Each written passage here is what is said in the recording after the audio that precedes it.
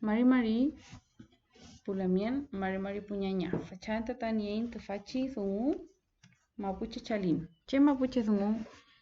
Che mapuche chalin muli tain reñmameu ka che mapuche chalin muli tain walmapumeu. Amul chalin tañiño keple ka tañi chauple. Los saludos que se le dan a nuestra familia por parte de madre y de Mari Chesky. Es el saludo que le damos a nuestro abuelo materno. Mari Chuchun es el saludo que le damos a nuestra abuela materna. Mari Ñuque, saludo a nuestra madre. Mari Lamien es el saludo que se dan las hermanas y que también las hermanas le dan al hermano. Mari Lamien se dice.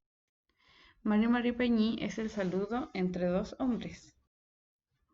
Mari Sella es el saludo que le da el hermano a las hermanas. Mari Chau es el saludo que le damos a nuestro padre. Mari Ñahue es el saludo que le da el padre a la hija. Mari Fotún es el saludo que le da el padre al hijo. Filkepungen mulita walmapumeu. ¿Quién podemos encontrar en el Walmapu y cómo lo saludamos en forma de respeto? Amo el fillín. Vamos. Mari Ñenco es el saludo que le damos al dueño y protector del agua.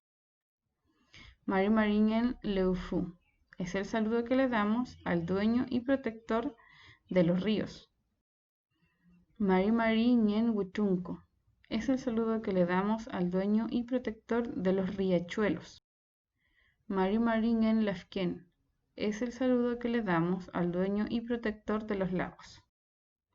Mari Ñen Trayenco es el saludo que le damos al dueño y protector de las cascadas.